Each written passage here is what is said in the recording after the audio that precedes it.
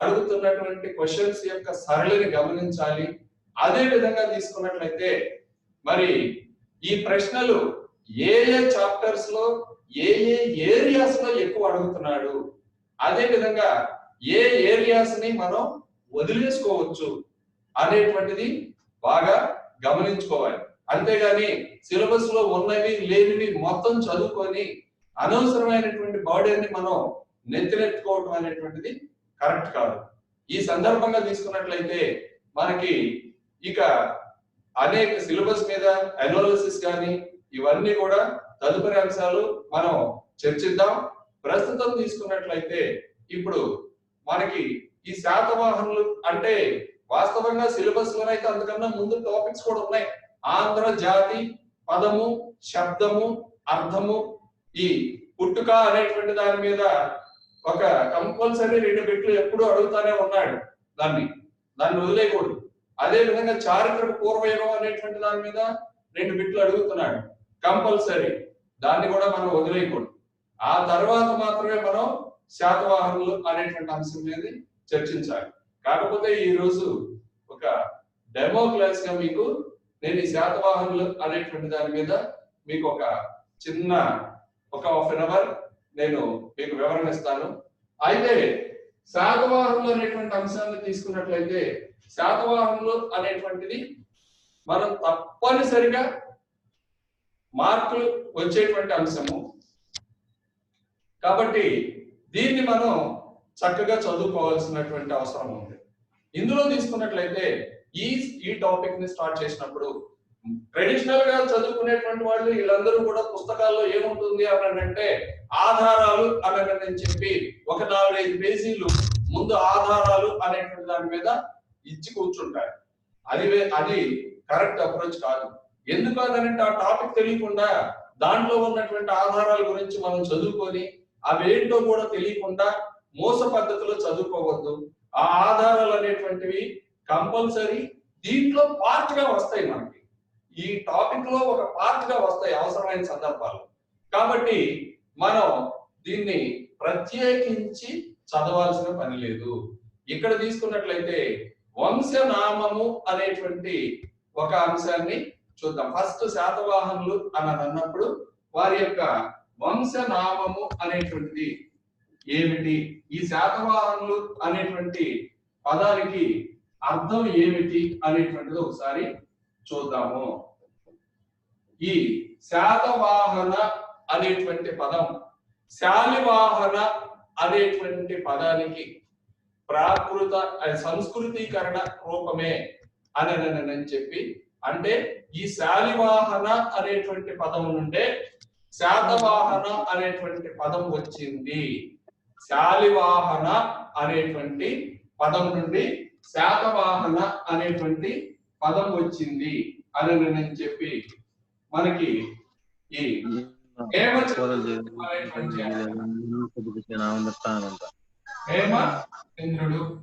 అనేటువంటి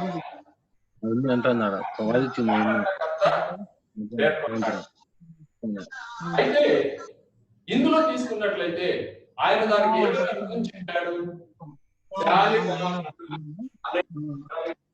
ఆయన చెప్పినటువంటి అర్థం ఏంటి? శాలివాహన అనగా సుఖప్రదమైన వాహనం కలిగిన వాడు. Very very important. సుఖప్రదమైన నీట్ గా పెట్టుకోలేదనే కదా చెప్పేది. పెట్టుకుని చూపిస్తారా? ఇప్పుడు అక్క వాళ్ళ ఇంట్లో వాళ్ళ అత్త ముందరనే అడిచావు, బావ ముందరనే. అవును, నాకేం అయ్యదు శుభ్రంగా ఉన్నావు. పొద్దున ఆయన కూడా వచ్చిన ఆయన కూడా అమ్మాట అంతా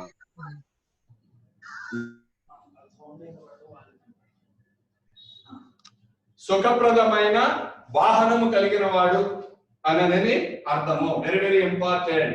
శాలివాహన అనే పదానికి అర్థం ఏమిటి అని చెప్పాడు? సుఖప్రదమైన వాహనం కలిగిన వాడు. ఈ సుఖప్రదమైన వాహనం అంటే ఏమిటి అని అనగా, ఆ రోజుల్లోనైతే కార్లు, ఇలాంటి ఏరోప్లేన్స్ ఇలాంటి ఏమీ లేవు. సుఖప్రదమైనటువంటి వాహనం అని అంటే అశ్వము, గుర్రము అనే అర్థం. ఇకపోతే ఈ శాలివాహన అనేటువంటి పదానికి వందల కొలది వాహనములను దానంగా పొందినవాడు, దానము చేసిన వాడు, వందల కొలది వాహనాలు కలిగిన వాడు వందల కొలది వాహనములు కలిగిన వాడు అనేటువంటి ఒక అర్థం కూడా ఉంది. ఈ విధమైనటువంటి అర్థాన్ని కూడా జైన గ్రంథాలు చెప్పాయి. ఈ విధంగా అంటే వందల కొలది వాహనాలు ఈయన కలిగిన శతవాహనుడే తదుపరి ఈ శాతవాహనుడు అనేటువంటిదిగా పేరుగాంచింది అని కూడా చెబుతారు. సరే, అయితే ఇది కాదండి, ఈ ముండారి భాషలో, ఏ భాషలో? ముండారి భాషలో శత అనగా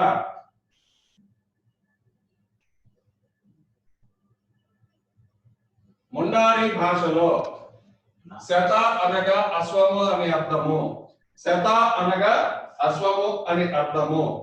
అయితే ఈ శత అనగా అశ్వము అనే అర్థము, శత అనగా అశ్వము అనే అర్థము అన్నాడు. శత అంటే అశ్వము అని అన్నాడు. ఏ భాషలో ఇది? ముండారి భాషలో. అంటే ఒక తెగ భాష ఇది. ప్రాచీన ఆ భారతదేశంలోని ప్రాచీన తెగల భాషల్లో ఒకటి ఈ ముండారి భాష అనేటువంటిది. ఇక్కడ శత అనగా అశ్వము, హన్ అనగా కుమారుడు అనే అర్థము, అనగా అశ్వ సంతతి అని అర్థము. వెరీ వెరీ ఇంపార్టెంట్, ఇక్కడ గుర్తుపెట్టుకోండి. అంటే శాతవాహనులు అనేటువంటి వాళ్ళు అశ్వ సంతతికి చెందిన వారు లేక అశ్వమేధ యాగ సంతతికి చెందిన వారు అనేటువంటి అభిప్రాయాన్ని వ్యక్తం చేసినటువంటి వాడు ప్రిజులుస్కీ అనేటువంటి పండితుడు. ఎవరైనా? ప్రిజులుస్కీ అనేటువంటి పండితుడు. Very very important. శత అనగా గుర్రము అని, హన్ అనగా కుమారుడని, ఈ విధంగా శతవాహన్ అనగా ఈ అశ్వమేధ సంతతి లేక అశ్వ సంతతి అనేటువంటి అభిప్రాయాన్ని వెలుగుచ్చినటువంటి వాడు ఎవరు? ప్రిజులుస్కీ. వెరీ వెరీ ఇంపార్టెంట్, ఇక్కడ గుర్తుపెట్టుకోండి. శాలి అనగా శాలివాహన అనగా సుఖప్రదమైన వాహనం కలిగిన వాడు అనేటువంటి ఒక అర్థము. శాలివాహన అనగా వందల కొలది వాహనాలను దానముగా పొందినవాడు, దానం చేసినటువంటి వాడు అనేటువంటి ఒక అర్థము. అదే విధంగా శత అనగా గుర్రము అని, వహన్ అనగా కుమారుడు అని, అంటే అశ్వసంతతికి చెందినటువంటి వాళ్ళు వీళ్ళు అనేటువంటి అర్థంలో కొంతమంది చెప్పటం జరిగింది. ఈ విధంగా అయితే కొన్ని కన్నడ గ్రంథాలలో తీసుకున్నట్లయితే మామూలుగా మనకి వీరికి సంబంధించినటువంటి గాథా సప్తశతిలో కూడా శాలి అనేటువంటి పదం ఉంది. ఇక్కడ శాలి వాహన నుండే శాతవాహన అనేటువంటి పదం వచ్చిందని చెప్పుకున్నాం. కాబట్టి శాలి అనేటువంటి దానికి సంబంధం ఉంది. కాబట్టి ఇక్కడ గాథా సప్తశతిలో మనకి ఏం చెప్పారు? శాలి అనగా వరి ధాన్యము, వరిలో ఒక రకమైనటువంటి ధాన్యము.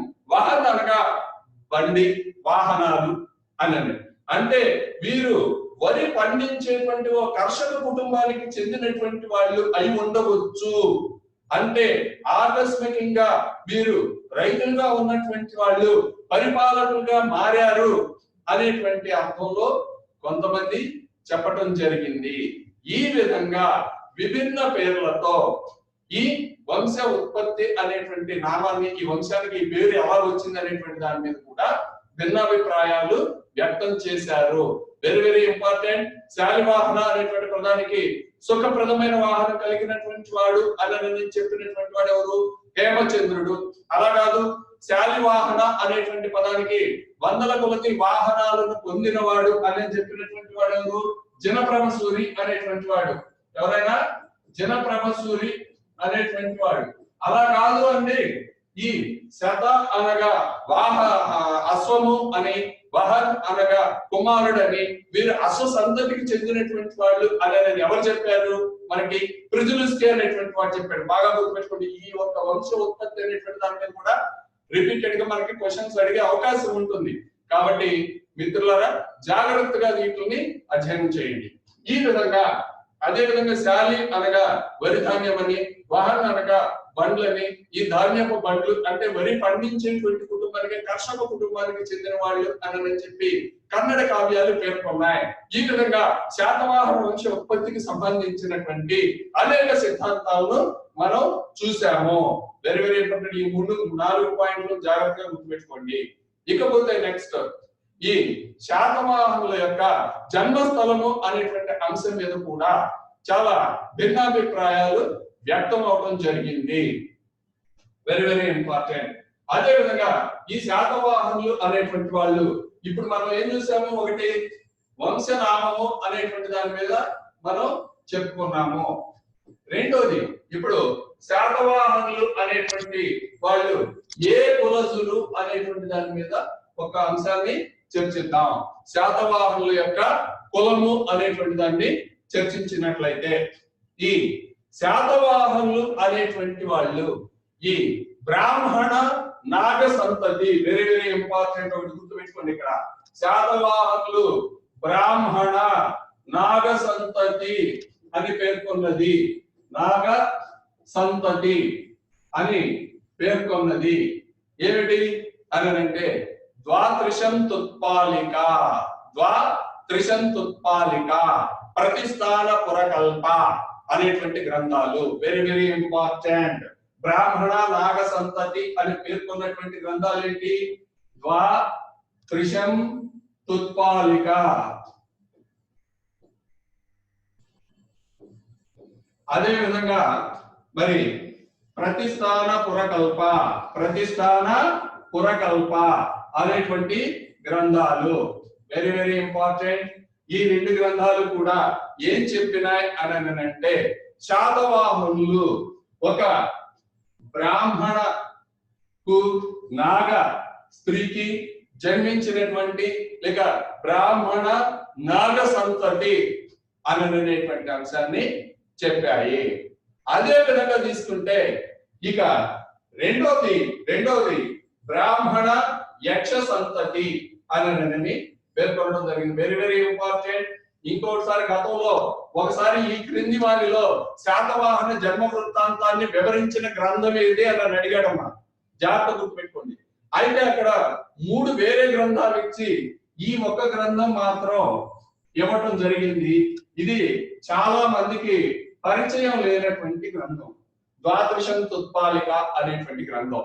దీన్ని ఈ విధంగా ఇక్కడ కూడా మీరు గమనించాలి. రెండోది ప్రతిస్థాన పురకల్ప. ఈ రెండు కూడా శాతవాహనులు ఈ 2 గ్రంథాల ప్రకారం ఏ సంతతి? బ్రాహ్మణ నాగ సంతతి.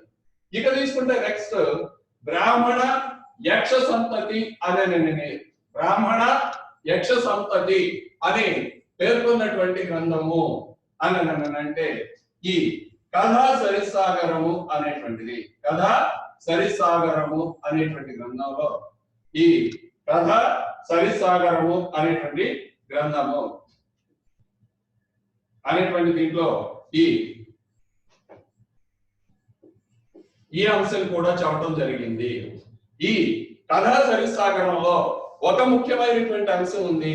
ఏమిటి అంటే ఆ అంశము ఇక్కడ దీపకర్ణి కథ అనేటువంటిది. శాతవాహన జన్మ వృత్తాంతాన్ని వివరించే దీపకర్ణి కథ అనేటువంటిది దేంట్లో ఉన్నది అని అడిగే అవకాశం ఉంది. Very very important. ఇక్కడ గుర్తు పెట్టుకోండి, దీపకర్ణి కథను ప్రస్తావించిన గ్రంథము అని అంటాడు. ఈ దీపకర్ణి అనేటువంటి ఒక రాజుకు ఈ యక్షుడు కలలో కనపడి సంతానం కలుగుతుంది, సంతానం లేకపోతే ఆయన అడవికి వెళ్ళాడట.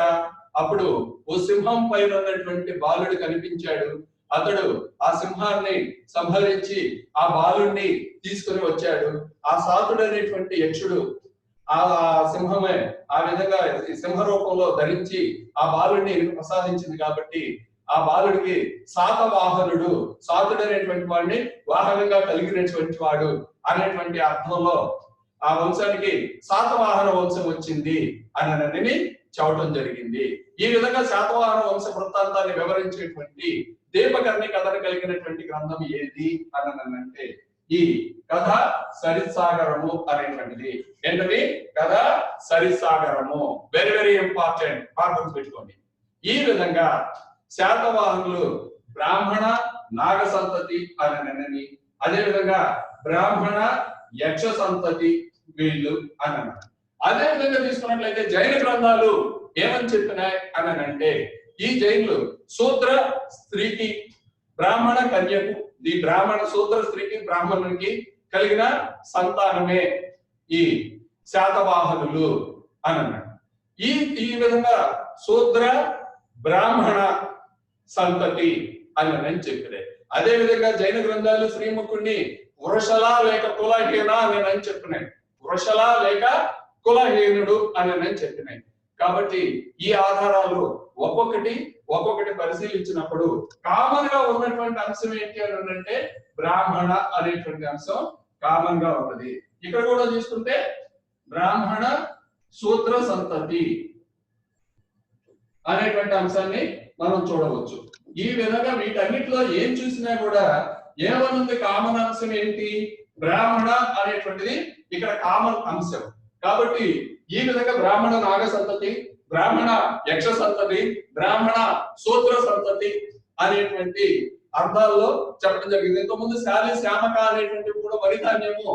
సాధారణంగా కర్షకులు అనేటువంటి వాళ్ళు శూద్ర సంతతికి చెందినటువంటి వాళ్ళు కర్షకులు, బ్రాహ్మణులు అనేటువంటి వాళ్ళు పౌరోహిత్యము, యజ్ఞ యాగాదులు, అదే విధంగా క్షత్రియులు అయితే రాజ్య పరిపాలన, వైశ్యులు అనేటువంటి వాళ్ళు ఈ ఉత్పత్తులను సమాజంలో చేరవేయటం, అదే విధంగా శూద్రులు అనేటువంటి వాళ్ళు ఈ వ్యవసాయ ఆధార పనులు, ఈ పై 3 వర్గాల వారికి సేవ చేయడం అనేటువంటిది ప్రధానమైనటువంటి కార్యక్రమంగా చూడటం జరిగింది. మనకి మనుధర్మ శాస్త్రం ప్రకారం కూడా ఆ విధంగా ఈ పని విభజన అనేటువంటిది చాతుర్వర్ణ వ్యవస్థ అనేటువంటి దాని ప్రస్తావనలు కూడా అలా చెప్పినాయి.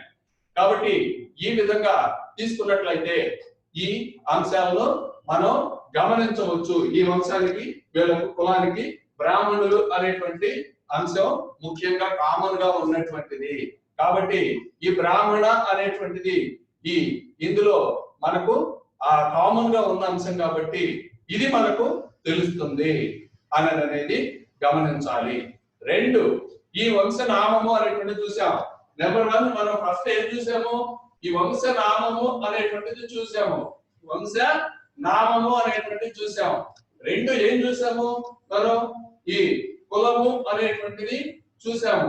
ఈ కులంలో బ్రాహ్మణ నాగ సంతతి, బ్రాహ్మణ యక్ష సంతతి, బ్రాహ్మణ శూద్ర సంతతి అనేటువంటి అంశాలని మనం పరిశీలించాం. ఇకపోతే ఇప్పుడు ఈ 3వ అంశం ఏంటి అంటే ఈ జన్మస్థలము అనేటువంటిది. ఏంటది? జన్మస్థలము అనేటువంటి అంశాన్ని పరిశీలిద్దాం. ఈ జన్మస్థలానికి సంబంధించి శాతవాహనులు ఏ ప్రాంతం వాళ్ళు అనేటువంటి దాని మీద విభిన్న సిద్ధాంతాలు మనకు ఆవిర్భవించాయి. వివిధ రకాలైనటువంటి చరిత్రకారులు భిన్నాభిప్రాయాలు వ్యక్తం చేశారు. అందరూ వీళ్ళకు ఒక వాళ్ళే అనేటువంటి అంశం ఏమీ లేదు. విభిన్నమైనటువంటి అభిప్రాయాలని వ్యక్తం చేయడం జరిగింది. అది ఏమిటో ఒకసారి చూద్దాం. మనం తీసుకున్నట్లయితే ఇక్కడ ఈ జన్మస్థలం అనేటువంటి దాంట్లో ఒకటి ఈ కన్నడ వాదము, అదే విధంగా ఇంకా ముందుకు తీసుకున్నట్లయితే ఆంధ్రవాదము, ఇది రెండోది పెట్టుకుందాం. ఒకటి ఆంధ్రవాదము అనేటువంటిది చూద్దాం. 2 కన్నడవాదము అనేటువంటిది చూద్దాము. 3 విదర్భవాదము అనేటువంటిది చూద్దాం. విదర్భవాదము అనేటువంటిది 4 ఈ మహారాష్ట్రవాదము అనేటువంటిది. మహారాష్ట్రవాదము అనేటువంటిది. ఈ అంశాలను మనం పరిశీలిద్దాం. ఒకటి ఆంధ్రవాదము అనేటువంటిది. ఏమిటి ఆంధ్రవాదము అంటే? శాతవాహనులు ఆంధ్ర జాతీయులు, ఆంధ్రులు అనేటువంటి దానికి సంబంధించినటువంటి అంశం. మనం ఈ ఆంధ్రవాదము అనేటువంటిది పరిశీలిస్తే ఇప్పుడు ఎవరైనా గొప్పవాళ్ళు ఉంటే ఏం చెబుతాము? వాళ్ళు మా వాళ్ళేనండి, మా చుట్టాలని చెబుతాం. అదే విధంగా ఒక పనికిమాలినోడు ఉంటే వాడు మనకి ఎంత దగ్గరవాడైనా వీడు మాకు సంబంధం లేదని చెప్తాం.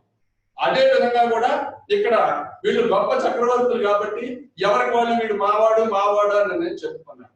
ఇందులో అయితే ఆంధ్రవాదాన్ని ఎవరు అనంటే ఈ బర్జెస్ అనేటువంటి ఆయన, ఈ స్మిత్ అనేటువంటి ఆయన, అదే విధంగా ఈ భండార్కర్ అనేటువంటి ఆయన,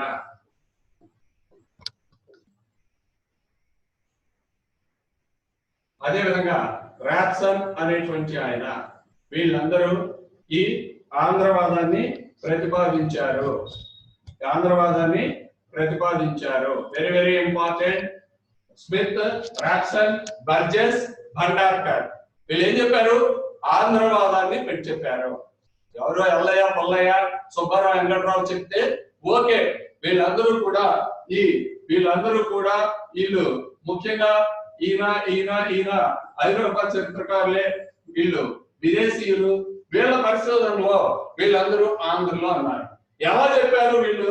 వీళ్ళతో పాటుగా ఇక బిఎస్ఎల్ హనుమంతరావు గాని, మారేమంట రామారావు గాని, నేలటూరి వెంకటరమణయ్య, వీళ్ళందరూ, గుర్తు వెంకటరావు, వీళ్ళందరూ కూడా అంటే తెలుగుకు సంబంధించిన తెలుగు పేర్లతో ఉన్న ఏ చరిత్రకారుడైనా ఆంధ్రులే శాతవాహనులు అని చెప్పారు. అది కామన్. దాన్ని మళ్ళా ఫలానా వాడి పేరు మనం ప్రత్యేకంగా మెన్షన్ చేయనవసరం వల్ల. ఇక వాళ్ళు కాకుండా చెప్పినటువంటి వాళ్ళు ఎవరన్నారంటే బర్జెస్, స్మిత్, భండార్కర్, రాప్సన్ అనేటువంటి వాళ్ళు. వీళ్ళలో తీసుకున్నట్లయితే ఇక వీళ్ళు తమ వాదానికి దేన్ని ఆధారంగా చూపించారు అంటే ఏదో దానిపోయేవాడు ఇది మావాడు అని చెప్తే సరిపోదు. చరిత్రకి ఏం కావాలి? కంపల్సరీ సోర్సెస్ కావాలి, ఆధారాలు. మరి దేన్ని ఆధారంగా చూపించారు వాళ్ళు అని అంటే పురాణాలు అనేటువంటివి. ఎవరు? పురాణములు అనేటువంటివి. మొత్తం పురాణాలు 18 ప్రధానమైనటువంటివి. అష్టాదశ పురాణాలు అని నేను చెప్తాం, బాగా గుర్తుపెట్టుకోండి. ఇందులో శాతవాహన వంశ చరిత్రకు ప్రధానంగా అత్యంత విశ్వసనీయమైనటువంటి ప్రామాణికమైనటువంటి పురాణంగా దేన్ని పేర్కొంటాము అని అంటే మనం మత్స్య పురాణము అనేటువంటి దాన్ని పేర్కొంటాము. దేన్ని పేర్కొంటాము? మత్స్య పురాణము అనేటువంటి దాన్ని పేర్కొంటాము. శాతవాహన చరిత్రకు మత్స్య పురాణం అత్యంత ప్రామాణికమైనదని పేర్కొన్నది ఎవరు అని అంటాడు. Very very important. గతంలో ఒకసారి అడిగినాడు. ఎవరైనా పర్గీటర్ అనేటువంటి ఆయన. ఎవరు? పర్గీటర్. శాతవాహన వంశ చరిత్రకు మత్స్య పురాణము అత్యంత ప్రామాణికమని పేర్కొన్నవాడు పర్గీటర్. Very very important. బాగా గుర్తుపెట్టుకోండి. ఇక్కడ ఈ విధంగా పురాణాల్లో ఏం చెప్పినాయి, ముఖ్యంగా మత్స్య పురాణం ఏం చెప్పింది, ఈ పురాణాలు శాతవాహన వంశ స్థాపకుడైనటువంటి శ్రీముఖుడు, ఈ శ్రీముఖుడి మత్స్య పురాణము శిశుక అనంది. శిశుకో ఆంధ్రస్య సజాతీయ, ఆంధ్రస్య సజాతీయ అని చెప్పింది. శిశుకో ఆంధ్రస్య సజాతీయ అని అన్నది. Very very important. ఇక్కడ గుర్తుపెట్టుకోండి.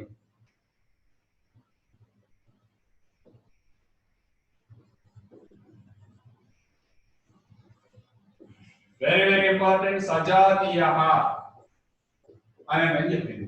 అంటే శిశుకుడు ఆంధ్రుడు, వాడు మంచి జాతికి చెందినటువంటి వాడే అని నేను చెప్పింది.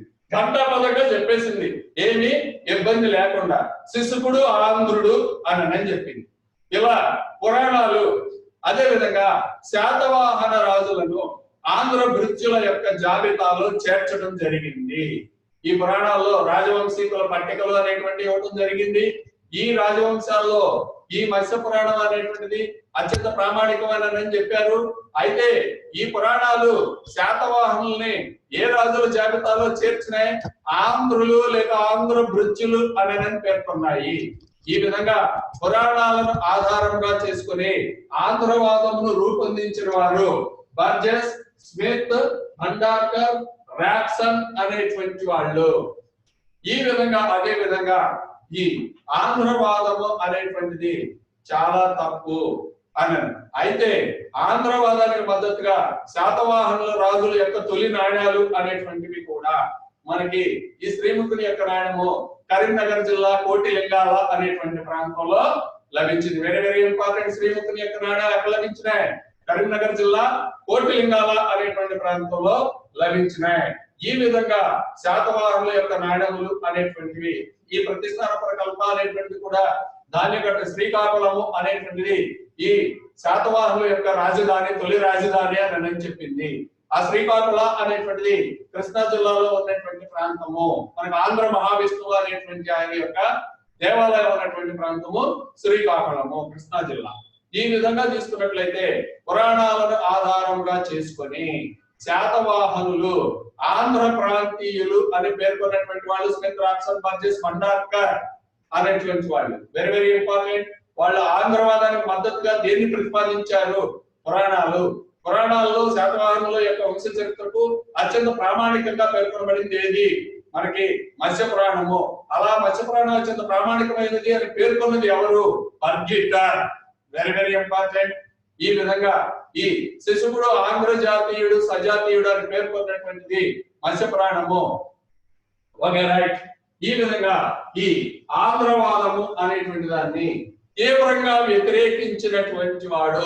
Very very important. ప్రతిసారి కూడా శాతవాహనుల జన్మస్థలం అనేటువంటి దాని మీద బిట్టు అనేటువంటిది లేకుండా, క్వశ్చన్ ఇవ్వకుండా పేపరే లేదు. మీరు కావాలంటే 2009 నుండి జరిగినటువంటి ప్రతి ప్రశ్న పత్రంలోనూ చూసుకోండి, ఖచ్చితంగా బిట్టు ఉంటుంది. కాబట్టి ఇక్కడ ఏమిటి, మనం ఈ అంశాన్ని తప్పనిసరిగా అధ్యయనం చేయాలని మాత్రం గమనించుకోవాలి. ఇందులో తీసుకున్నట్లయితే నెక్స్ట్ మనం ఇక ఈ ఆంధ్రవాదాన్ని తీవ్రంగా వ్యతిరేకించినటువంటి వాడు ఎవరు అని నేను చెప్పుకున్నాం? సుక్తాంకర్ అని నేను చెప్పుకున్నాం. ఎవరు? సుక్తాంకర్ అనేటువంటి ఆయన ఈ ఆంధ్రవాదాన్ని తీవ్రంగా వ్యతిరేకించాడు అని నేను చెప్పుకోవడం జరిగింది. Okay right. మరి ఆయన ఏం చెప్పాడు? దేన్ని చెప్పాడు సుక్తాంకర్? కన్నడవాదము అనేటువంటిది. Very very important. దేన్ని ప్రతిపాదించాడు ఆయన? కన్నడవాదము అనేటువంటిది ప్రతిపాదించను.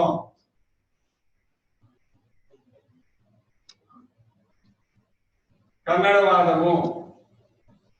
అయితే ఈ కన్నడవాదానికి ఆయన దేని ఆధారంగా చూపించాడు? Very very important. దేన్ని చూపించాడు ఈయన? ఈ మేకధోని శాసనము అనేటువంటిది. ఏంటది? మేకధోని శాసనము. Very very important. కన్నడవాదాన్ని ప్రతిపాదించింది ఎవరు? సుక్తాంకర్. ఆంధ్రవాదమును తీవ్రంగా వ్యతిరేకించింది ఎవరు? Sukthankar. Very very important. Sukthankar దేని ఆధారంగా ఆయన ఈ కన్నడవాదాన్ని ప్రతిపాదించాడు? మేకధోని శాసనము అనేటువంటిది మరియు హీర హడగల్లి శాసనము అనేటువంటిది. హీర హడగల్లి శాసనము. ఏమిటి శాసనాలు? ఎవరు వేయించారు అనేటువంటిది తీసుకున్నట్లయితే మేకధోని శాసనము అనేటువంటిది శాతవాహనులో చివరి వాడైనటువంటి 3వ పులోమావి అనేటువంటి ఆయన ప్రతిపాదించాడు, వేయించాడు. 3వ పులోమావి అనేటువంటి ఆయన. ఇది కర్ణాటకలోని బళ్ళారి జిల్లా మేకధోని అనేటువంటి ప్రాంతంలో లభించింది. Okay very good. మరి దీన్ని ఎవరు వేయించారు? ఈ పల్లవ రాజు అయినటువంటి శివ స్కందవర్మ అనేటువంటి ఆయన. శివ స్కందవర్మ అనేటువంటి ఆయన వేయించాడు ఈ హీర హడగల్లి శాసనము అని. ఓకేనండి. ఎన్నో శాసనాలు ఉన్నాయి, వందల కొలది శాసనాలు ఉన్నాయి. ఉంటే దీనికి ఈ శాసనాలకి కన్నడ వాదానికి ఉన్నటువంటి లింక్ ఏమిటి అనేటువంటిది చూస్తే ఇక్కడ ఈ మేకధారి శాసనము అనేటువంటి దాంట్లో శాతవాహనాహారము అనేటువంటి దాన్ని ప్రస్తావించడం జరిగింది. ఏమిటది? శాతవాహనాహారము అనేటువంటిది. అంటే శాతవాహనులు తినే ఆహారం అని కాదండి ఇక్కడ అర్థము. శాతవాహనాహారము అనంటే శాతవాహనులు తమ రాజ్యాన్ని ఆహారములు రాష్ట్రములుగా విభజించారు.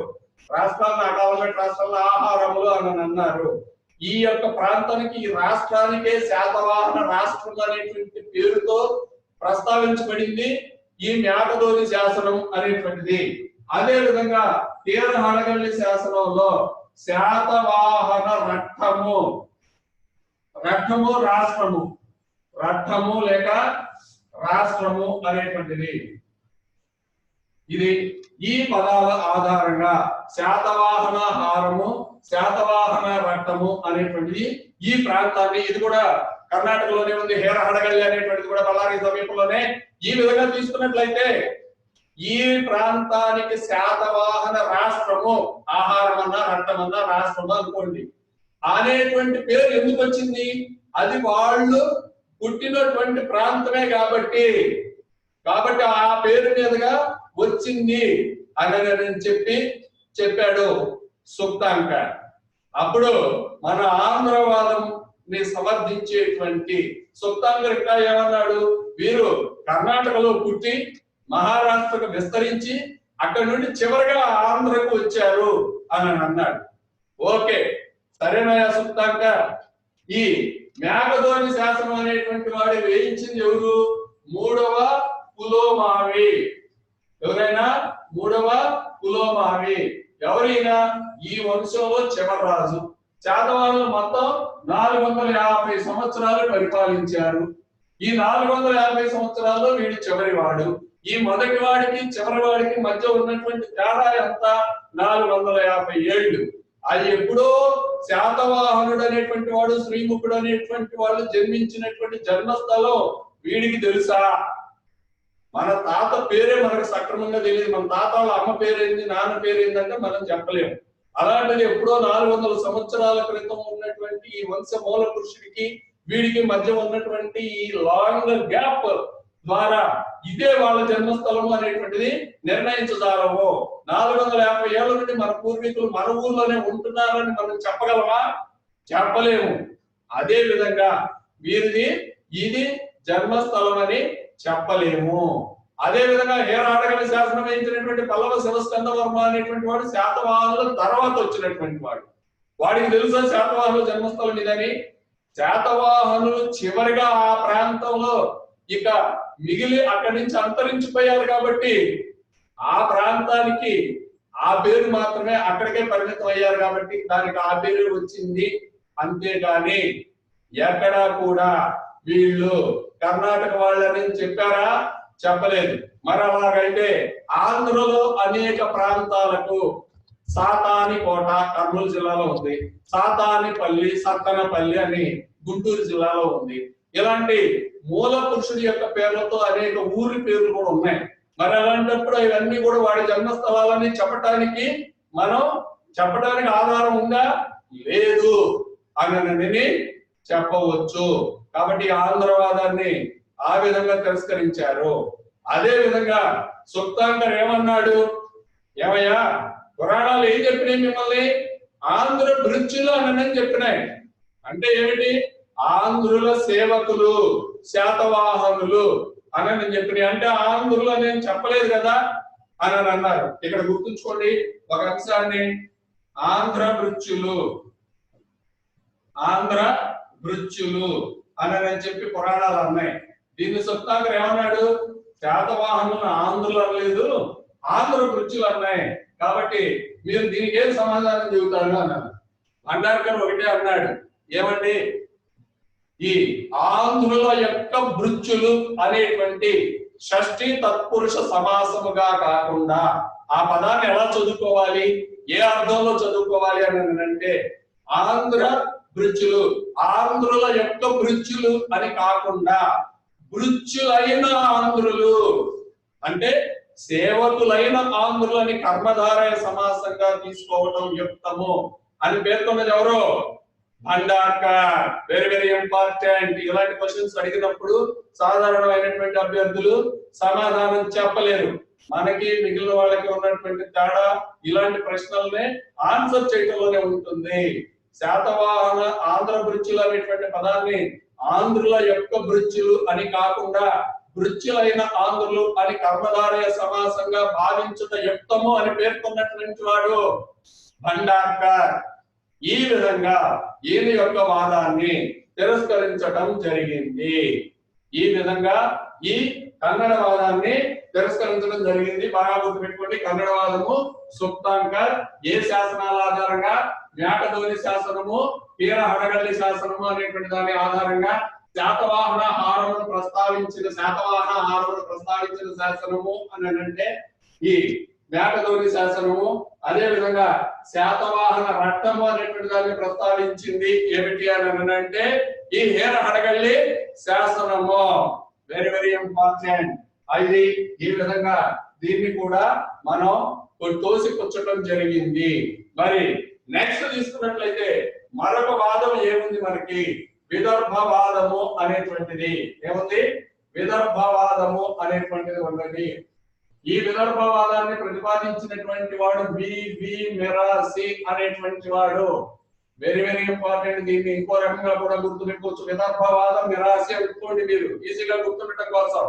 వివి మిరాసి అని అంటే విదర్భవాదం మిరాసి అనుకోండి, కన్నడవాదము సుప్తాంకర్, ఆంధ్రవాదము అని అనుకోండి స్మిత్ రాక్సన్ బర్జెస్ భండార్కర్. ఈ విధంగా గుర్తు పెట్టుకోవాలి. మరి ఆంధ్రవాదానికి ప్రధానమైనటువంటిది ఏంటి? పురాణాలు. అదే కన్నడవాదాన్ని మరి ఆంధ్రవాదం తీవ్రంగా వ్యతిరేకించిన వాడు అన్నాడు ఫస్ట్ 2009 పేపర్లోనే. ఎవరైనా సుప్తాంకర్ అనేటువంటి వాడు వెరీ వెరీ ఇంపార్టెంట్. సుప్తాంకర్ దేన్ని ప్రతిపాదించాడు? కన్నడవాదము అనే తర్వాత అడిగాడు.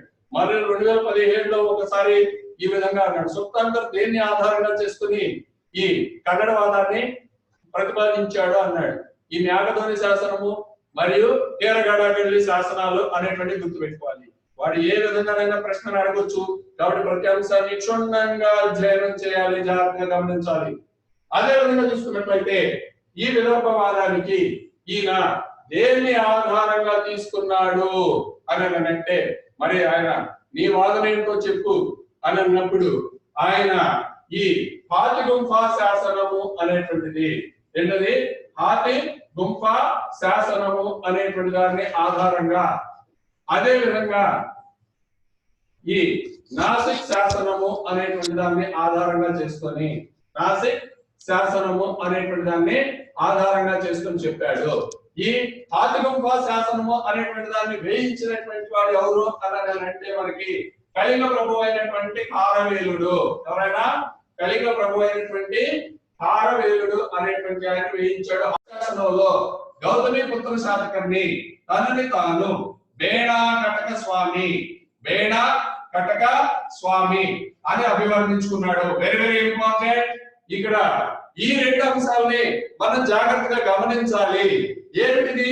కన్నబెండా నదిపై గల ముషిక నగరాన్ని హడలు కొట్టాడు అన్నాడు. అంటే ఏమిటి అంటే తనకు తన రాజ్య పశ్చిమ సరిహద్దులలో తను పశ్చిమ దిశగా వెళ్లి తన సేనలను నడిపి పశ్చిమ దిశగా వెళ్లి ఇక్కడ కళింగ అనేటువంటిది ఇది ఇప్పుడు తీసుకున్నట్లయితే ఈస్ట్, వెస్ట్, సౌత్, నార్త్ అనేటువంటిది. ఇక్కడ ఈయన ఏం చెప్పాడు అని అంటే తాను పశ్చిమ దిశగా వెళ్లి ఈ కన్నబెండ నదిపై గల ముసిక నగరాన్ని హడలు కొట్టాడు అని చెప్పాడు. ఇక్కడ తీసుకున్నట్లయితే ఇది కళింగ. ఇక్కడ ఈ కన్నబెండ నది అనేటువంటి దాన్ని తీసుకున్నట్లయితే, ఈ కన్నబెండ నది అనేది తీసుకున్నట్లయితే ఇక్కడ పశ్చిమ దిశగా వెళ్ళి అన్నాడు. సరే, ఈ కన్నబెండ నదిని మిరాసి అనేటువంటి ఆయన కన్హాస్ అనేటువంటి నదిగా గుర్తించాడు. కన్నబెండ నదిని మిరాసి ఏ నదిగా గుర్తించాడు? కన్హాస్ అనేటువంటి నదిగా గుర్తించాడు. ఇది మహారాష్ట్ర నాగపూర్ సమీపంలో ఉత్తరాన 10 కిలోమీటర్ల దూరంలో ఉన్నది. ఈ కన్నబెండ అనేటువంటి నదిని ఆయన దేనిగా గుర్తించాడు? కన్హాస్ అనేటువంటి నదిగా గుర్తించాడు. మహారాష్ట్రలో ప్రవహించేటువంటి కన్హాస్ అనేటువంటి నదిగా గుర్తించాడు. అది అయితే అదే విధంగా దానికి ఇరువైపులా ఉన్నటువంటి ప్రాంతాన్ని బేడా కటకము అని పేర్కొన్నాడు. కన్నబెండ నదికి ఇరువైపులా ఉన్నటువంటి ప్రాంతాన్ని బేడా కటకంగా ఆయన భావించి ఈ బేడా కటక స్వామి అనేటువంటి దాన్ని ఆయన గౌతమి పుత్ర శాతకర్ణి అభివర్ణించుకున్నాడు కాబట్టి దాన్నే బేడా కటకము అని అన్నాడు. ఆ ప్రాంతాన్ని పరిపాలించినటువంటి వాడు బేడా కటక స్వామి ఇది అని అన్నాడు. కాకపోతే ఆంధ్ర చరిత్రకారులు ఈ వాదాన్ని చాలా తీవ్రంగా తప్పుపట్టారు. ఈ కన్నబెండ అనేటువంటి నదిని వీరు కృష్ణా నదిగా, కృష్ణ వేణా నది, వేడా నది అనేటువంటి దానికి కృష్ణ వేణా నది అనేటువంటి దానిగా గుర్తించారు. ఈ బౌద్ధ జాతక కథల్లో కూడా, బౌద్ధ సాహిత్యంలో కూడా ఈ కృష్ణ వేణా నదిపై గల ఈ ఆంధ్ర నగరిని గుర్తించడం జరిగింది. ఈ కన్నబెండ అనేటువంటి దాన్ని ఈ కృష్ణ వేణా నదిగా గుర్తించారు. ఈ మరి ముసిక నగరము అనేటువంటిది ఈ కృష్ణా నదికి సమీపంలో ఉన్నటువంటిదే. ఎలా చెబుతారు మీరు ముసిక నగరం అక్కడే ఉంది అని అంటే గుంటుపల్లి శాసనంలో కారవేలునికి, గుంటుపల్లి శాసనంలో కారవేలునికి మహిషాధిపతి అనేటువంటి బిరుదు ఉన్నది. ఏం బిరుదు ఉంది? మహిషాధిపతి అనేటువంటి బిరుదు కలదు. మహిషాధిపతి అనేటువంటి బిరుదు ఉన్నది. ఈ బిరుదు ద్వారా మహిషకులు, మహిష ముసిక అనేటువంటిది దీనిదే అనేటువంటి ఉద్దేశంతో వాళ్ళు ఈ ఆంధ్రవాదాన్ని ఈ విదర్భవాదాన్ని తిరస్కరించడం జరిగింది. ఈ బేడా కటక స్వామి అనేటువంటిది బేడా కటకము అనేటువంటి పదం ధాన్య కటకము అనేటువంటి దానికి బేడా కటకము అనేటువంటి పదం ధాన్య కటకానికి సామీప్యత ఉన్నది అని చెప్పి మన వాళ్ళు దాన్ని ఆమోదింపజేశారు. ఈ విధంగా కన్హాస్ అనేటువంటి నదిని కన్నబెండ అనే నదిగా గుర్తించటం సాధ్యం కాదు. బౌద్ధ సాహిత్యంలో కూడా ఈ కృష్ణవేణా నది అనేటువంటిది కన్నబెండ అనేటువంటి దానికి సామీప్యత ఉన్నది అని చెప్పి మన వాళ్ళు దాన్ని తిరస్కరించడం జరిగింది. అదే విధంగా భండార్కర్ మరి వీళ్ళు ఏమన్నారు అంటే ఇప్పుడు ఈ శకులు అనేటువంటి వాళ్ళు ఇక్కడ మరి ఆయన పశ్చిమ దిశగా వెళ్ళాను అన్నాడు. దీన్ని మీరేం సమాధానం చెబుతారు? అదే ఆంధ్ర మీదకి వెళితే దక్షిణ దిశగా వెళ్ళి ఉండాలి కదా అనేటువంటి దాన్ని ఈ మిరాసి లేవనెత్తాడు. ఈ పాయింట్ ఎందుకు అన్నాడంటే ఇది నార్త్ ఉత్తరం వైపు, ఇది దక్షిణం వైపు. ఆంధ్ర మీదకి వస్తే వీళ్ళు ఎటుగా రావాలి? దక్షిణంగా వెళ్ళాలి. ఆయన ఏమన్నాడు? పశ్చిమంగా వెళ్ళారు అన్నాడు. అయితే ఇక్కడ తీసుకున్నట్లయితే ఈ ఆంధ్ర తీరము వాస్తవంగా ఇలా వంపు తిరిగి ఉండటం వలన, ఇక్కడ ఈ వంపు తిరిగి ఉండటం వలన దీనిని మన వాళ్ళు ఏమంటారు? ఇప్పుడు గుంటూరు జిల్లా వాళ్ళు ఈ తూర్పు ప్రాంతం వాళ్ళు అని చెప్పి శ్రీకాకుళం విశాఖపట్నం వాళ్ళని తూర్పు వాళ్ళు అని అంటారు. కానీ మరి లెక్క ప్రకారం అయితే వాళ్ళు ఏమనాలి? ఉత్తరం వాళ్ళు అనాలి. అలా కాకుండా తూర్పు వాళ్ళు అని అంటారు. వాళ్ళు మన ఈ గుంటూరు కృష్ణా జిల్లా వాళ్ళని పడమటి వాళ్ళు అని పిలుస్తారు. అనగా దీనిని బట్టి అది ప్రాచీనంగా ఉన్నటువంటి వాడుక. కాబట్టి ఆయన ఈ పడమర దిశగా అని అంటే ఇటుగా కాదు ఇటుగానే వచ్చారు అనేటువంటి దాన్ని అర్థంగా తీసుకోవాలి అని చెప్పి మన ఈ ఆంధ్రవాదాన్ని సమర్థించేటువంటి వాళ్ళు ఈ విదర్భవాదాన్ని తోసిపుచ్చారు. అదే విధంగా మరొక ముఖ్యమైనటువంటి వాదము బాగా గుర్తుపెట్టుకుని విదర్భవాదము. విదర్భవాదానికి ఆధారంగా ఆయన చూపించినటువంటివి ఏమేంటి? ఒకటి ఈ నాసిక్ శాసనము అనేటువంటిది హాతిగుంఫా శాసనము. హాతిగుంఫా శాసనంలో ఆయన కన్నబెండా నదిపై గల ముషిక నగరాన్ని హడలు కొట్టాను అన్నాడు. ఈ కన్నబెండా నదిని దేనిగా గుర్తించాడు? ఈ మిరాసి ఈ మహారాష్ట్రలో ప్రవహించేటువంటి నాగపూర్ కు ఉత్తరంగా 10 మైళ్ళ దూరంలో ఉన్నటువంటి కన్హాస్ అనేటువంటి నదిగా గుర్తించి దాని ఒడ్డున ఉన్నటువంటిది ముషిక నగరం అనేది. అందువల్లనే తాను పశ్చిమ దిక్కుగా సేనలు నడిపి కన్నబెండను ఆయన హడలు కొట్టాను అని చెప్పాడు.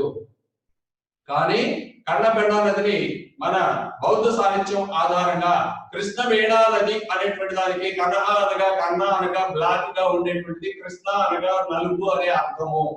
కృష్ణవేణ కన్నబెన్న అనేటువంటివి రెండు కూడా సమానక అర్థాలుగా భావించి ఈ కృష్ణా నదిగా దానిని గుర్తించడం జరిగింది. ఈ ముషిక నగరం అనేటువంటిది కృష్ణా నది ఒడ్డును ఉండేటువంటిదిగా భావించారు. అదే విధంగా గుంటుపల్లి శాసనంలో కారవేలుడికి ఏమని బిరుదుంది? ముషికాధిపతి అనేటువంటి బిరుదు ఉన్నది. ఈ ముషికాధిపతి అనేటువంటి బిరుదు ఆధారంగా ముషిక నగరం అనేటువంటిది ఆంధ్ర ప్రాంతంలోనే ఉంటుంది. వీళ్ళు తూర్పు వాళ్ళు అంటే కళింగులు వీళ్ళందరూ కూడా వీరిని పశ్చిమం వాళ్ళు అని అనటము, ఆంధ్ర ప్రాంతీయులు అందరూ కూడా తూర్పు వైపున ఉండేటువంటిది కళింగ అని అనటం ప్రాచీనంగా వస్తున్నటువంటి పరిపాటి. దాన్ని ఆధారంగా చేసుకుని ఈ కన్హాస్ అనేటువంటి నది కాదు, కృష్ణవేణి నదికే కన్నబెండా నది అనేటువంటిది. ధనకటక స్వామి అనేటువంటిది ధాన్య కటక స్వామి, అదే వేణా కటక స్వామి. ఇంకొక శాసనంలో కూడా నాసిక్ శాసనంలో ఆయన ధనకటక స్వామి అని అభివర్ణించుకున్నారు శాతవాహనులు. అందువలన ఈ బేడా కటకము అనేటువంటిది ధాన్య కటకమే అని మన వాళ్ళు అనుకోవడం జరిగింది. ఇది ఇక నెక్స్ట్ తీసుకున్నట్లయితే మహారాష్ట్రవాదము అనేటువంటిది ఏంటది? మహారాష్ట్రవాదము అనేటువంటి దాన్ని తీసుకున్నట్లయితే ఒకటి మనం ఇంత ముందు తీసుకున్నట్లయితే ఒకటి కన్నడవాదము, ఆంధ్రవాదము, విదర్భవాదము అనేటువంటివి. దీన్ని తీసుకున్నట్లయితే ఈ పిటి శ్రీనివాస శాస్త్రి అనేటువంటి ఆయన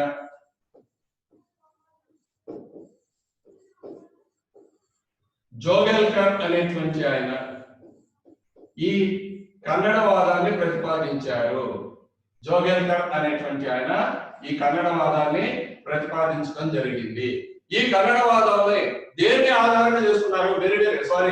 మహారాష్ట్రవాదాన్ని ప్రతిపాదించడం జరిగింది. ఈ మహారాష్ట్రవాదాన్ని దేన్ని ఆధారంగా తీసుకొని ప్రతిపాదించారు? దానికి ఉన్నటువంటి ప్రాతిపదిక ఏంటి? వాళ్ళు చూపించిన ఆధారాలు ఏంటి? ఈ శ్రీనివాస శాస్త్రి, జోగెల్కర్, రాజగోపాలాచారి అనేటువంటి ఆయన, వీరు ముగ్గురు కూడా ఈ మహారాష్ట్రవాదము అనేటువంటి దాన్ని చూపించారు. ఈ వీరు ఏమన్నారు అని అంటే, ఈ మహారాష్ట్రులు ఈ వీరికి శాతవాహనులు మాతృ సంజ్ఞలను ధరించటం అనేటువంటిది ఆచారంగా చూపించారు. అంటే తమ పేర్లకు ముందు తల్లి పేర్లను చేర్చుకునే సాంప్రదాయాన్ని గౌతమి పుత్ర శాతకర్ణి, అదే విధంగా వాసిష్ఠి పుత్ర పులోమావి అనేటువంటి ఈ విధంగా తల్లి పేర్లను తమ పేర్ల ముందు చేర్చుకునేటువంటి సాంప్రదాయాన్ని వీళ్ళు అనుసరించారు. ఇది ఆంధ్రులకు ఇటువంటి ఆచారం లేదు, ఇది మహారాష్ట్రలదే అనేటువంటి ఉద్దేశము. రెండవది ఏమిటి అని అంటే, శాసనాలు. శాతవాహనుల యొక్క తొలి శాసనాలు అనేటువంటివి మరి ఎక్కడ లభించాయి మనకి? ఈ నానాగఢ్ శాసనం అనేటువంటిది, కార్లే అనేటువంటివి, కనిహేరి అనేటువంటివి, ఇవన్నీ కూడా తొలి శాతవాహనులకు సంబంధించిన శాసనాలన్నీ కూడా మహారాష్ట్ర ప్రాంతంలోనే లభించాయి.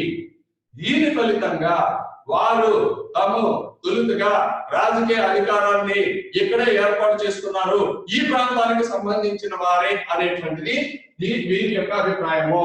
మహారాష్ట్రవాదానికి దేన్ని ఆధారంగా చేసుకున్నారు?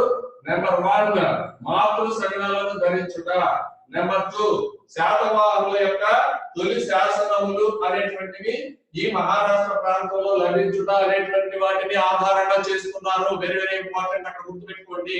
అదే విదర్భవాదానికి అయితే మనం దేన్ని ఆధారంగా చేసుకున్నారని చూపించారు.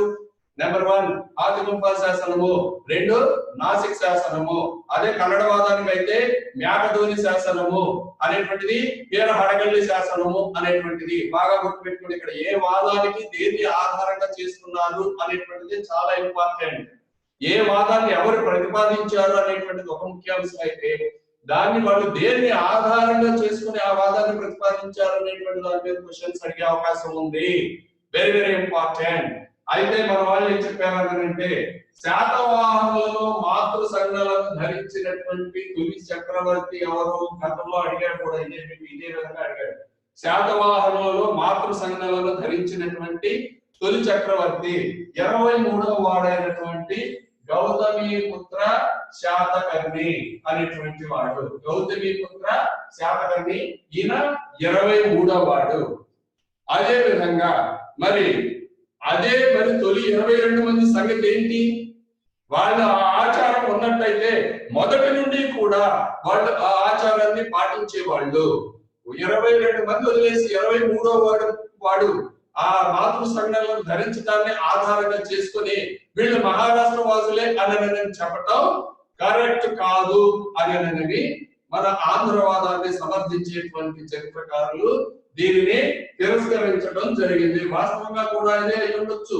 ఇప్పుడు మరి అదే ఆచారం వాళ్ళకు ఉన్నట్లయితే తొలి నుండి వాళ్ళు అదే విధమైనటువంటి మాతృ సంఘాలను ధరించేవారు. మరి తొలి వాళ్ళు ధరించలేదు, మరి వీళ్ళు ఎందుకు ధరించుంటారు?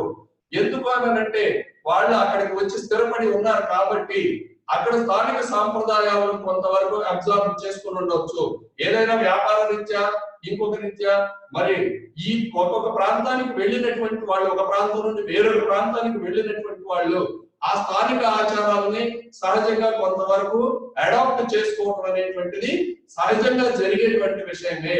కాబట్టి వీళ్ళు అదే విధంగా చేసుకున్నారు. కానీ మొదటి నుండి అదే ఆచారం ఉన్నట్టయితే తొలి 22 మందిలో ఎవరో కొంతమంది అయినా కూడా దీన్ని పాటించి ఉండేవాళ్ళు అని చెప్పి వీరు ప్రతిపాదించారు. దీన్ని ఈ మహారాష్ట్రవాదాన్ని తిరస్కరించడం జరిగింది. ఇకపోతే తొలి శాసనాలు అనేటువంటివి అక్కడే లభించాయి కదా అని అన్నారు. ఓకే, తొలి శాసనాలు అక్కడే లభించాయి. కానీ శాతవాహన రాజుల యొక్క తొలి నాణాలు అనేటువంటి సాద్వాహన అనేటువంటి లేఖనం ఉన్న శాతవాహనుడు అనేటువంటి రాజు యొక్క తొలి మూల పురుషుడైనటువంటి శాతవాహనుడు అనేటువంటి వాడు విడుదల చేసిన శాతవాహన అనేటువంటి పేరు కలిగినటువంటి నాణాలు కొండాపూర్ అదే విధంగా వరంగల్ ప్రాంతాల్లో లభించాయి. మరి కాబట్టి అదే విధంగా శ్రీముఖుని యొక్క నాణ్యాలు ఈ వంశ స్థాపకుడు అయినటువంటి శ్రీముఖుని యొక్క నాణ్యాలు మనకి కరీంనగర్ జిల్లా కోటిలింగాల అనేటువంటి ప్రాంతంలో లభించాయి. ఇక్కడ కోటిలింగాల అనేటువంటి ప్రాంతంలో లభించాయి. వీటిలన్నింటినీ తీసుకున్నట్లయితే వీరు అదే విధంగా తీసుకున్నట్లయితే ఆంధ్ర ప్రాంతము అననంటే కేవలము మనం అనుకున్నట్లుగా ఈ కొద్ది ప్రాంతమే కాదు.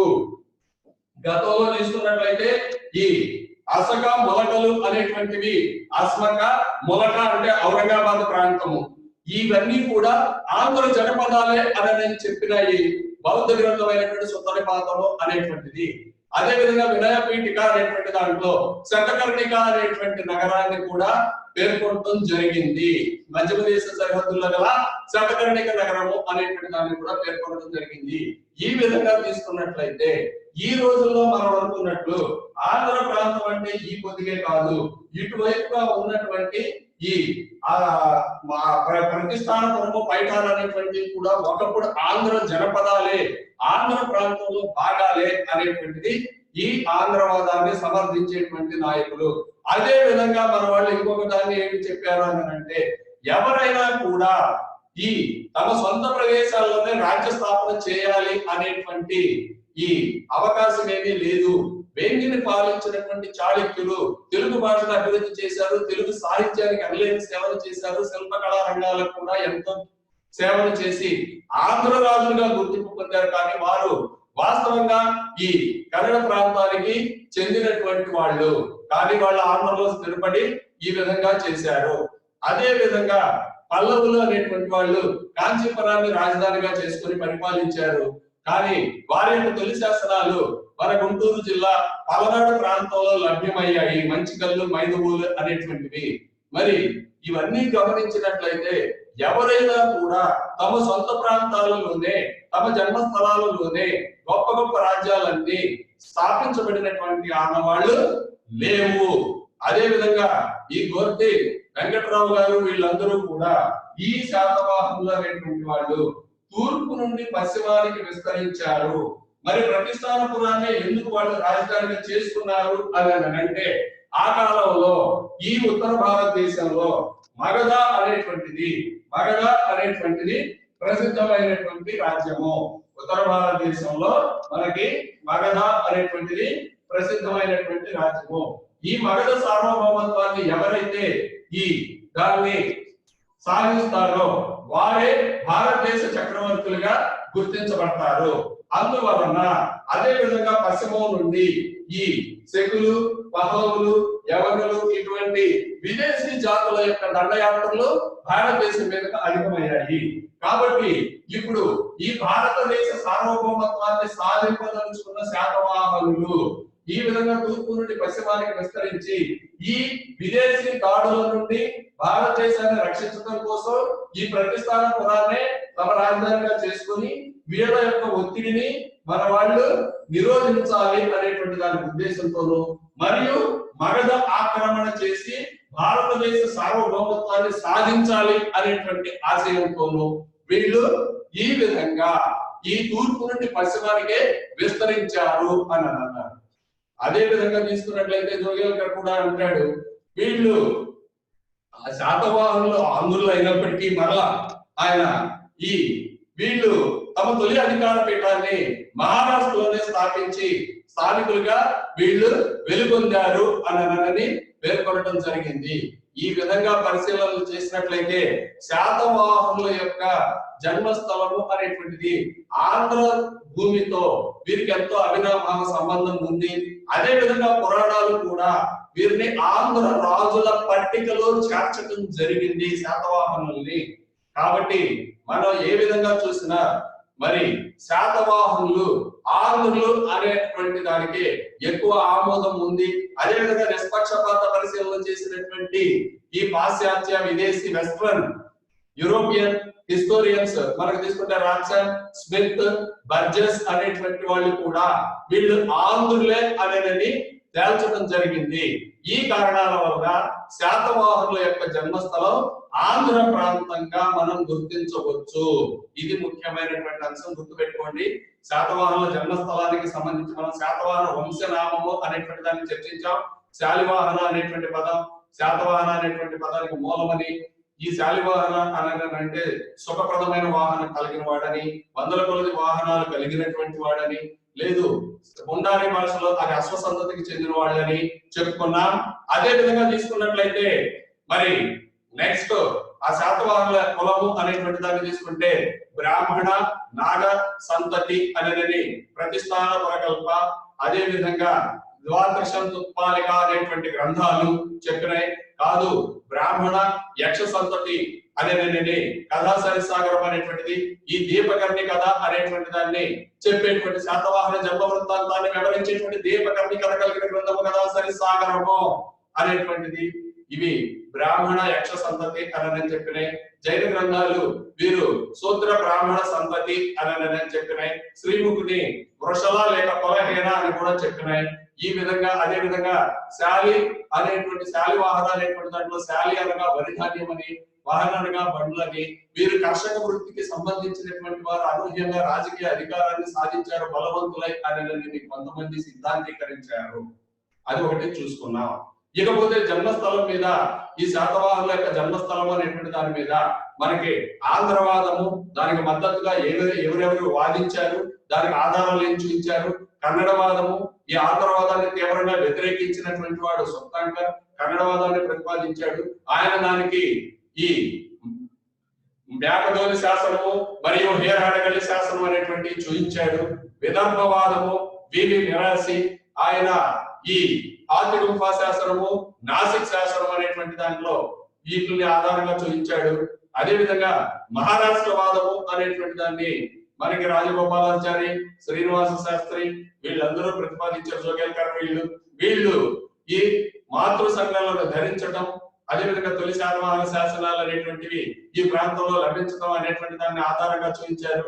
వీటిలన్నింటినీ పరిశీలిస్తే చివరకు పురాణాల సాక్ష్యాన్ని, వివిధ ఆధారాలను పరిశీలించి చూస్తే వీరు ఆంధ్రులు అనేటువంటి దానికి ఎక్కువ ఆమోదం ఉన్నట్లుగా తెలియచున్నది.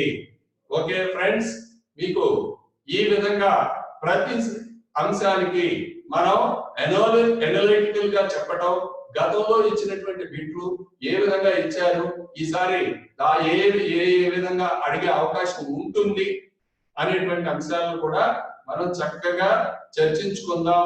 మీరు గనక ఈ పాఠం గనక మీకు నచ్చినట్లయితే మీరు ఆ క్రింద ఉన్నటువంటి నెంబర్ లో మీరు ఈ 1000 రూపీస్ అనేటువంటి దాన్ని పే చేసి క్లాసులకి అటెండ్ కావచ్చు. ఇంకొకటి రికార్డెడ్ క్లాసులకి, జూమ్ క్లాసులకి ఉన్నటువంటి ముఖ్యమైనటువంటి తేడా ఏమిటి అని అంటే, రికార్డెడ్ క్లాసెస్ లో మీరు డౌట్స్ అడగడానికి అవకాశం ఉండదు. రెండు, అది చాలా ఫాస్ట్ గా చెప్పుకుంటూ వెళ్ళిపోవటం జరుగుతుంది.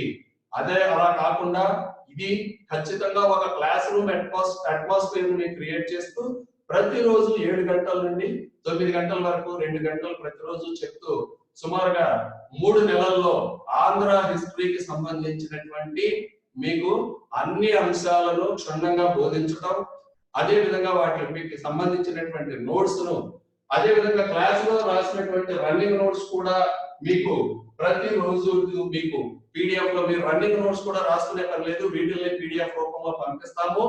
అదే విధంగా మిగతా రెగ్యులర్ నోట్స్ కూడా మీకు పీడిఎఫ్ రూపంలో పంపిస్తాము.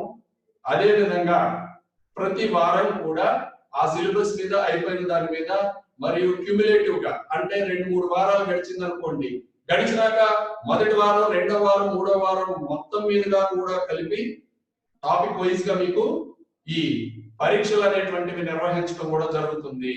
Okay, thank you.